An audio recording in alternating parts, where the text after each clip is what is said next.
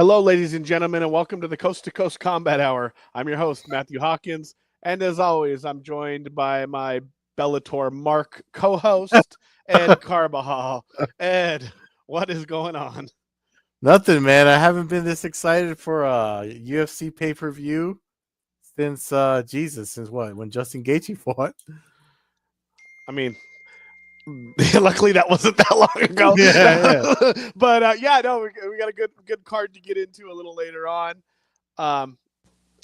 And obviously, as you mentioned, the card's loaded, so we'll get to that. But there was some news surrounding TKO, UFC, boxing, whatever their conglomerate is called at this point. Apparently trying to dip their fingers into the Ali Act a little bit and get something changed in there. I guess we don't know exactly what that is, but no, and I know the email that went out. I mean, everybody knows about it.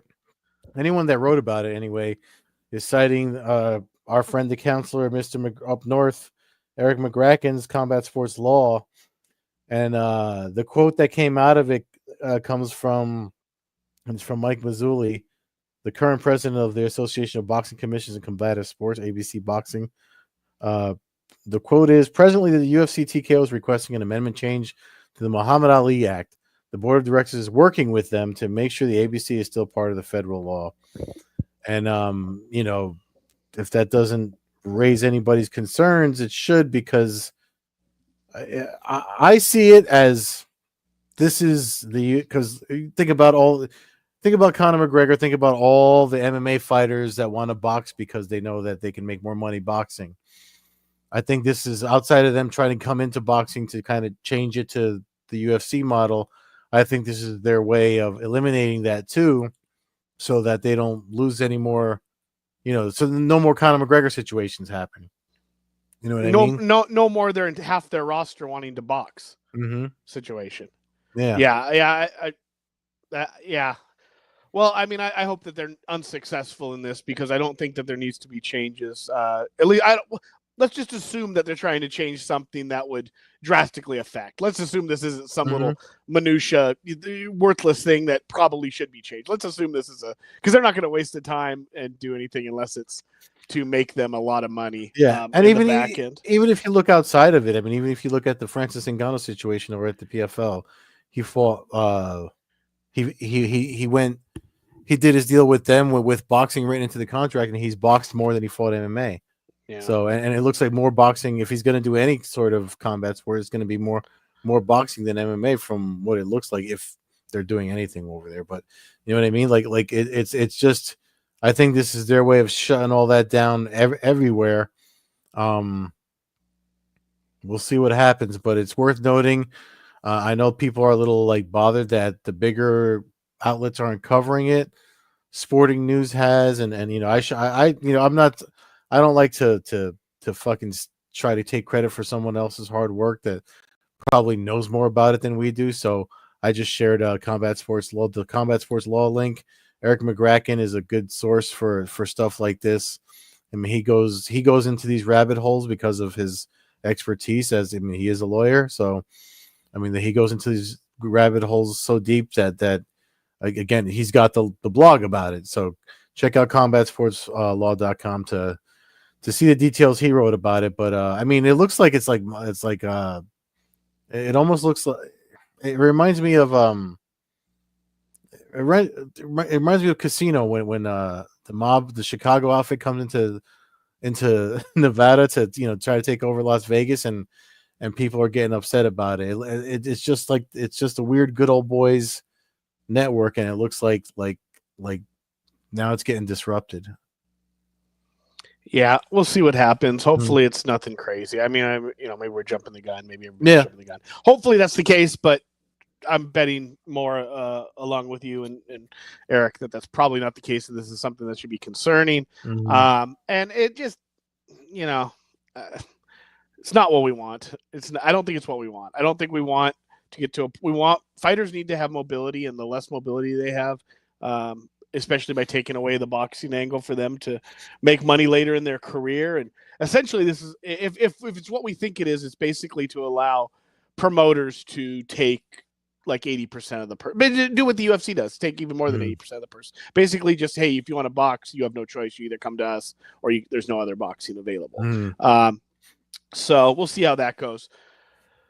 But it's some positive news that is partially the reason you're wearing that Bellator sweater, I'm sure today, is the official news. Although it kind of leaked about a week and a half ago, that Aaron Pico has signed with the UFC. Right now, no opponent. There was some rumors, but those seem to have fizzled for now. Doesn't mean that the fight that was rumored may not be the one that happens, but as of right now, it's on hold. Obviously, as two people who have been here doing this podcast since the first day he fought, I'm looking at the poster of his debut fight right here in my room. It's cool to see. I think he has all the tools to beat everybody. Seems to be grown up. He seems to have matured in his fight style, and his just what's the word you used to use? The ring generalship. He seems to really be in control when he's in the cage now. As to earlier in his career, it was kind of Wild West shootout with him a little bit, and a couple of the times he ended up on the wrong side. But super exciting. I'm just glad they're not doing him versus Pitbull as the first fight. That would be like the typical, bring him in from Bellator. Obviously it's a fight I want to see, but I'm glad that what we're potentially getting down the line. Just don't have him fight in the Apex. Get that shit out of here. Aaron Pico doesn't need to be fighting in front of the Apex. No, you don't put him in the Apex. They shouldn't put a lot of those guys in the Apex that aren't like, you want to. There's people with followings that they could pack houses. And they keep putting him in the Apex, and it's like, come on, dude, But the one thing I wanted to say, which is the other reason I'm wearing this sweater, is because when you look at again, I miss Scott Coker. If Scott, I know people like to hate on Scott Coker, but if he didn't know what he was doing, you wouldn't have this string of legendary champions, the Ronda Rouseys and all the familiar Daniel Cormier, all these fighters that came from the Strikeforce days. That went and put in work and did accomplish so much in the UFC. I think we're going to see that again, even if it's not winning titles. It's just bringing more eyeballs to the sport, because these fighters that fought for Bellator that were already grabbing attention are now in the UFC, and obviously the man has a real eye for talent, and the UFC just seems to take it and then run with it. But, you got to give some credit where credit is due. That's why I'm wearing the sweater, because Aaron Pico is going to be a fun one to watch, as is this weekend, because this may as well be a Bellator pay-per-view UFC event, in my opinion. The funny thing is that I was talking to somebody recently, and I'm kind of getting the feeling over the last couple of years where like it's kind of a small repeat of history. In the middle of the 2000s, you had the Pride, the WEC, the Strikeforce guys all kind of come into the UFC and essentially take over and become that generation's fighters and such like that. And now that generation's kind of is age now. But back then they created the Ultimate Fighter to basically give those guys competition. So now you fast forward 20 years almost now. In fact, 20 years I think to the day actually, or maybe this week of the Ultimate Fighter won. I think it was actually today, April 9th, 20 years ago. So but now they have the Contender Series, and now you're signing guys from Bellator, Glory are coming over here, and you're kind of you got your Pajeas, you got the other guys that the guy they don't want to sign who's fighting Verhoeven for UFC or Glory 100, but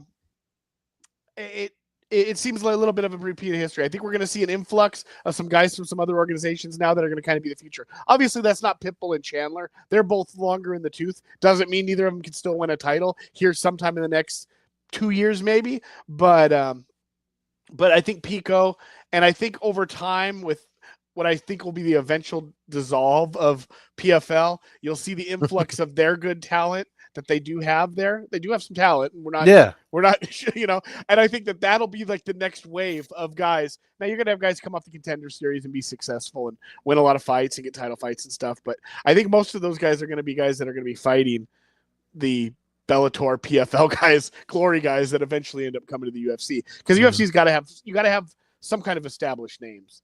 It's always got to have it, and then they can get cheap talent to basically fight them, and then work through. And then once the cheap talent gets some wins, then all of a sudden they promote those guys as the next. It's your Ultimate Fighters, it's your Forrest Griffins, your Rashad Evans, your that next wave. So I think it's kind of a small history repeat, not quite extreme, because back then it was a massive influx of fighters from several organizations, and many of them were in their prime. But I do Pico's a great start as far as a young guy who's over here, and you just got to get Patchy Mix and AJ McKee. And there you go. That's the wave I'm talking about. Once that comes, and you're bringing Horiguchi back, who's still fairly young. There's still you have potential for like kind of an under 30 crowd still that is there, that's well experienced and fought around the world in Japan and now Saudi Arabia and stuff and Dubai and all this. So they're well trained. They're well traveled. They're experienced fighters that now they're going to come to the UFC. I mean, Pico's not going to have wide eyes. Pico's fought in front of giant crowds. He's fought in front of big enough crowds in Bellator, sellout crowds in Madison Square Garden. It's. I don't think you're going to get the wide eyes out of him that you would out of a bunch of young guys. I don't think you'll get it out of Patchy Mix. I think there's a bunch of those guys now that have been seasoned enough and done it the proper way. They're going to be like the Eddie Alvarez's, the Overeems. Those guys they've won tournaments, $1 million tournaments. Like they're at the level. They are at that level. So the UFC is not going to intimidate them at all. No, there will be no jitters for these guys. No, and I think 5 years down the line we'll be talking about that influx of 2025 basically, or the early 2020s that started to bring new talent into the MMA, and the guys that we'll be talking about in 2030 as the MMA fans will be talking about Patchy Mix being the GOAT in 5 years, because that's just how the rotation of whoever's got Johnny Eblin still wrapped up in limbo. Like there's another one. I mean, there's a lot of them, and then there's a lot of guys that are a little bit more mid tier that are like in these tournaments that are really good fighters and can beat anybody on any given night. So I do think that there's a lot going there that eventually, when done properly, and I know the ratings this time for PFL were terrible, but they do have good fights. They're putting some stuff together. They're improving, but it's not. I just don't think they can win in the long run. The fighters, there's going to be money there. The fighters there in the PFL are definitely like top brand fighters. They should be marketed better, but that's not their fault. They're there to fight. The promotion is supposed to promote, and we see what's happening there. It's too bad they just can't fight. It's too bad that these guys just aren't fighting a lot. Even if you're not hearing about it a lot, it's too bad they're just not getting wins or getting experience, and you're able, you're able to watch it, but it's not, if they're not going to advertise it. But let's just get these guys going. Let's get them fights or let them have their contracts so the UFC can get them going. Hopefully Pico's not on the shelf too long. The rumored fight for him was like May, so hopefully let's do June then. I know we got a pay-per-view in June. Put him on a prelim headliner or something, or open the pay-per-view with him. I mean, let's just not, we know these guys are established. Let's not bury him. Let's really, you want him to be your next featherweight, lightweight champ. That's who you want. He's a perfect example of everything you would want in. Yeah. Put him on like the featured prelim of a pay-per-view event, or have him, or have him start the main card or in the middle of a main card of ESPN Red Fight Night, not an ESPN Plus one, someplace where people can see him, and you can market him properly. But it's looking good. I'm really excited. I like it. I like it all. It's making me enjoy the hype of Fight Week, which I haven't done in a while. With that said, let's jump to this pay-per-view, UFC 314, this Saturday, live from Miami, Florida. Volkanovski Lopez. When we discuss that, I'll get to that. But, I want to say the first thing that's really flown under the radar is the opening fight of the night. It's your girl, somebody you hyped for a long time and seemed to have disappeared for the last several years. Haley Cowan isn't Isn't that the LFA? She's an LFA fighter. Yeah, she's had a lot of Bellator. fights. I don't know if it was the fights fell out. I forget what happened, but I know one time it was her an injury, and then other times it was her opponent. So she's had like the last 2 fights, so that's why we haven't seen her. But this is, I feel like because of all that, and they have her as the underdog. I feel like that this might be. I wouldn't be surprised if it's make or break for her, just because of the stuff that's been going on. Um, but the UFC, she fits a demographic that the UFC likes. So who knows? We'll see. But she opens the card, solid prelims, but really Yeah, the main course is the main event or the main card here. Although Jim Miller, Chase Hooper, I mean, Chase Hooper is going just for he's going for the old. He's kind of like the Jake Paul of MMA right now, I guess, fighting Jim Miller and Clay Guida back to back. But yeah, Darren Elkins always a wild fight. Yeah, yeah.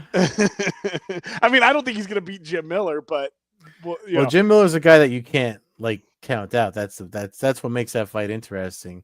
This fight right here, Mitch Raposo. I mean, he's somebody that fought at Spectation Sports Promotion. I think James Lynch just got an interview with him today, maybe.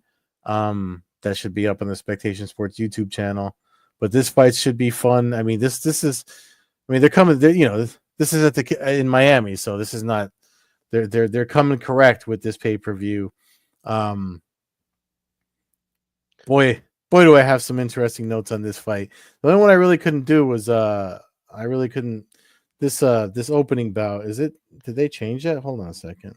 Yes, there was the change. The fight was removed. There was a fight canceled, so that came up to the main card. Okay, yeah, that's the only one I don't have any notes on. So I mean, if you want to start off with that, I mean, I don't really have a bunch of notes on it. I mean, it's 2 light heavyweights that we know pretty well. The funny thing is, if you go back to the main card, or go back to the main card screen again, somebody pointed it out on Twitter, and I kind of got a laugh out of it. Said every fight on the main card is basically ectomorph versus like. Oh yeah, Jack Slack pointed that out. Yeah. The main card coming down, so it's kind of an interesting situation. But I mean, the Miller Krylov fight's probably the least of that. Although Reyes is extremely lanky. I'm going to go with Krylov. I think he's just Reyes to me is just hit or miss, and he's either really good or just average. I think Krylov is a little bit more consistent across the board. I think he's going to win. But I don't really have any strong feelings for the fight either way, honestly. Yeah, no, that's the only one because of, like you said, with the change and everything. I mean, I tend to agree with you. And I mean, I would think those that looking at their records, the experience is probably going to count for something. Look at he's the favorite too. Krylov is minus 180. So with their DraftKings odds that they have up on here, and then this fight should grudge match: Bryce Mitchell, John Silva. Yeah, I mean, let's see what my notes say. I'm picking Silva just because I think we need Bryce Mitchell to kind of just go away for a little while. So I want John Silva to win. That's the only reason I'm picking him.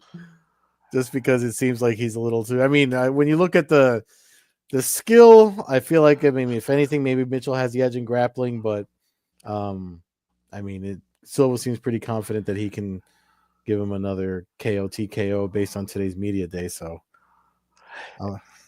Silva certainly doesn't lack confidence. I'm actually going to pick Bryce Mitchell. I think, and no real particular reason. I think the Silva hype is a little bit much.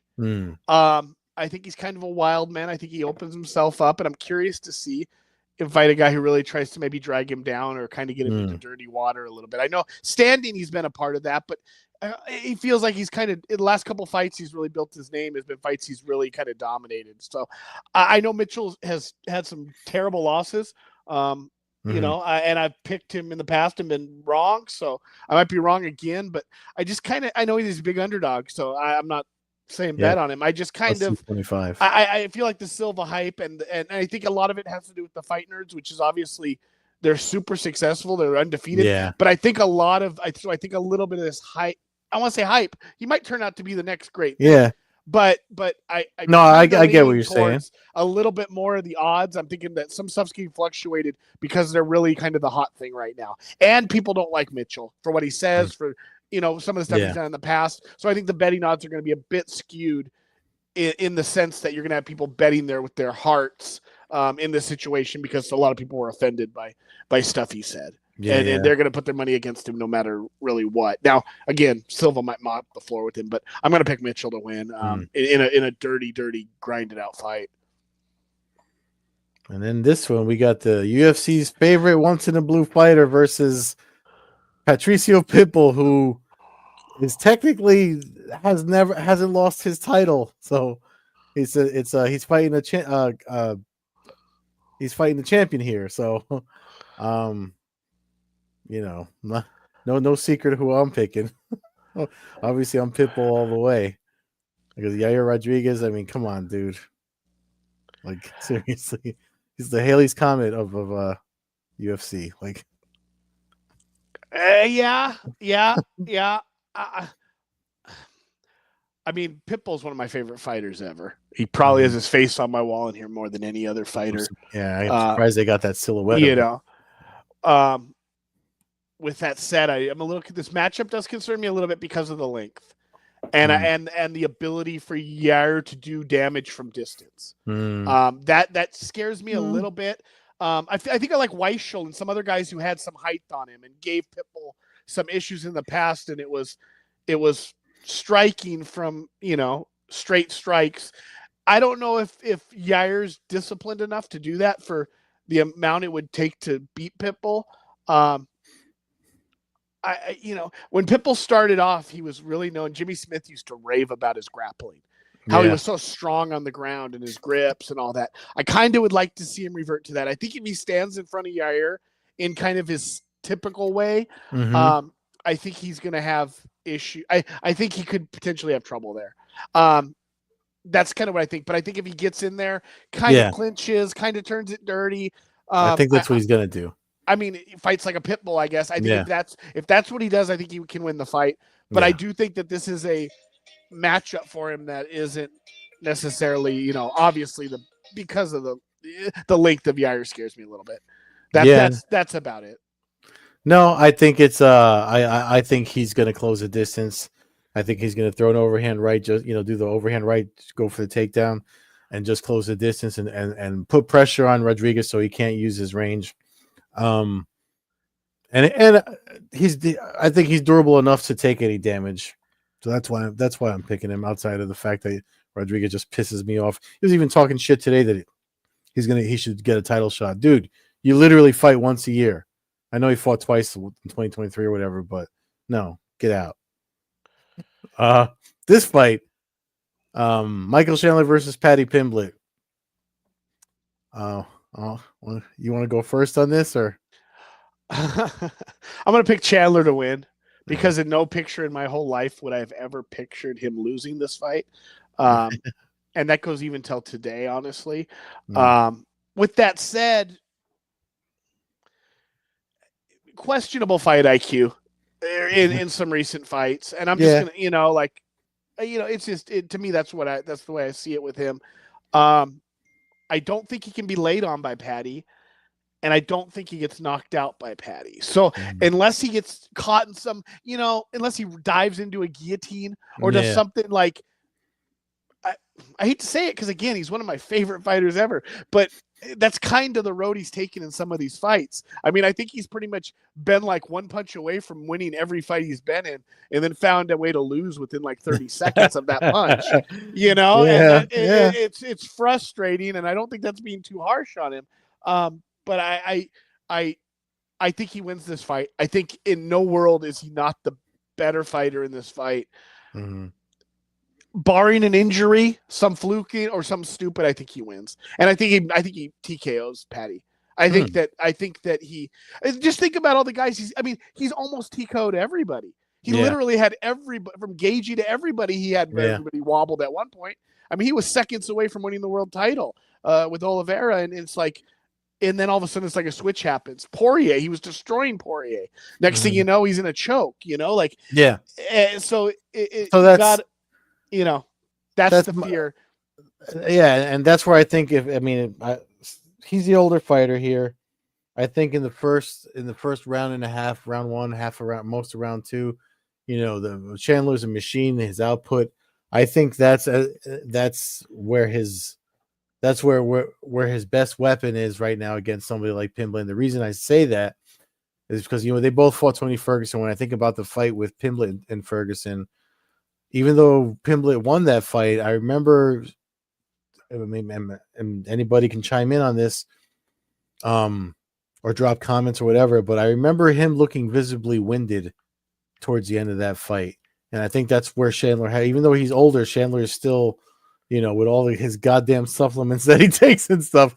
You know what I mean? Like that's where he has that's where his edge is. I think he makes it dirty. I mean, I'm with you. I'm not picking Chandler just because of my Bellator fanboyness, but I'm also picking him because I think he's the better athlete in this fight. And unless he gets caught in something like you said, unless he gets like Oliveira riding his back in the fight, you know what I mean? Like Pimblett's no slouch. I don't see a TKO happening, but I could see Chandler see Chandler taking a decision only because Pimblett's younger. But if he does hurt him bad, or like you said, comes close to knock him out, it's going to be a fun fight. I feel like it's going to be a fun fight too. But yeah, I'm with you. I'm picking Chandler. If Chandler loses, he needs to retire. I'm just going to say that right now too. So, and the words Conor McGregor should not come out of his mouth. Win or lose, if he says Conor McGregor's name, then that's rough. I'm sorry. Stand on your own feet. I hope Conor McGregor's name doesn't come out of his mouth. That'd be embarrassing to me. Main event. I still want to see that fight, though. Definitely, kind of. Yeah. They're old. One's a crackhead, and the other's old now. So,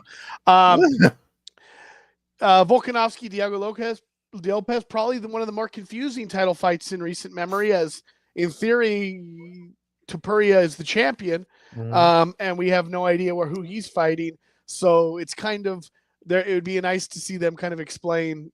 Maybe on the pay-per-view they will. Yeah. How this is a title fight out of. I mean, people have seen Volkanovski lose, several, a couple in a row now. So, you got to be questioning that. And Diego Lopez, up and coming youngster from Mexico. I'm going with Volkanovski. I think I'm going to go with the old vet. I don't think he's fighting Islam. I don't think he's fighting Topuria. I don't see that level with Lopez. I think Lopez is good. I think he's young. I think he potentially could win the title down the line. I don't think this is the fight where he wins it. I think this is a learning process for him. And Volkanovski has one more in him. I don't think he holds the belt very long, but I could see him winning this fight. And, I'm going to pick him to win. I think he knows that it's all on the line in this fight. He's the favorite too. He's minus 122 according to these DraftKings odds. But I have to say, while I don't disagree with you, I don't disagree with why you're picking him, but I'm not picking him only because I still wonder about the damage he's carrying, just because that's been an issue for him in the last few fights. Diego Lopez, let me check my notes. He's what? He's on a 6-fight win streak, and I don't see it ending here. I mean, I think it goes. I see a 5-rounder, maybe him pulling off a decision, just because this is a young man's sport, and he is the younger man. He's plus 102 on the odds too. So interesting. Should make for an interesting event. I am excited to watch it though. It's like I said, with all these Bellator guys on it. I mean, Chandler and Pitbull, and then the news with Pico coming out this week, and I'll probably you'll see a video of me kicking my TV, and if Pitbull loses to Rodriguez, he's probably the only Mexican fighter that I don't root for. There's a potential for a lot of fun and a potential to kind of be like at the end of the night, kind of looking in the mirror and going, Jesus, what just happened to everybody I've rooted for the last, decade. Hopefully that's not the case. I mean, I'm excited too, man. I mean, I got a 12-pound pork shoulder. I'm going to wake up about 4 a.m. and start smoking that and spend the day just kind of hanging out, prepping for the fights. And I mean, I look forward to it. It's a good pay-per-view. It's a good fight. It's one of the ones that's worth it. Something else of note mentioned, and this is not UFC related, but just popped into my head. Anybody interested in DAZN for BKFC? I snapped and finally subscribed. I saw a link, 30% off monthly for them. You have to sign up for a year, but it drops it from $20 down to like $13 a month or something like that. Went through the schedule, a lot of BKFC events on there. Not saying it's the best deal in combat sports, but if you were kind of trying to keep up with BKFC, it's kind of a must now, a lot with their international events, especially if you work on Fridays, which is kind of what forced me to have to make the move, needing the on-demand for those events. But it's DAZN.com/BKFC. If you use that link, it'll take you. I think it runs till April 20th. So anybody out there that's interested in that, again, I looked into cancellations, all that. Looks like it's pretty easy to do through the website. So I don't think it's something you'll be sucked into, but it is a year. It is a year commitment at that price. If you want it, I decided $170 for the year to watch and invest. It's an investment in BKFC for me. I don't mind supporting them. I don't have a lot of fight streaming services, so I don't mind supporting them as long as they keep doing what they're doing. But yeah, UFC this Saturday, just get back to that. Normal time, normal place. I think it's gonna be a great night of fights. I think we'll be wondering what the fight of the night after when it's all said and done. Yeah, it's weird that I'm more invested in the undercard, not the undercard. I mean, the main event, the Volkanovski Lopez thing. I'm sure that's going to be fun. I'm sure that's going to deliver. But the fights before that, a lot of them, I'm just kind of like, I'm really, chomping at the bit to watch. Hopefully I don't wear myself out watching them with my nerves and stuff, because this is an exciting card. And one last before you take us out, that I'm not wearing the combat our logo hoodie, but I have that partnership with Millions. They're selling our stuff for us. If you guys want to pick stuff up, there's links everywhere you listen to this podcast. If you feel like you want to support the show, because that's probably only going to be around for a little while more, because of the way things are going with them. But anyways, fans can follow me, Matt Hawkins, at FightFanHawk on Twitter, MMA Hawk 21 on Instagram. Follow the show at Combat Hour on Twitter, Coast-to-Coast Combat Hour on Instagram. Follow Ed at Carbazol on Twitter, Carbeerzol on Instagram, and Old Head Carb on Twitch. Enjoy UFC 314, everyone. Have a great weekend, and thanks for listening.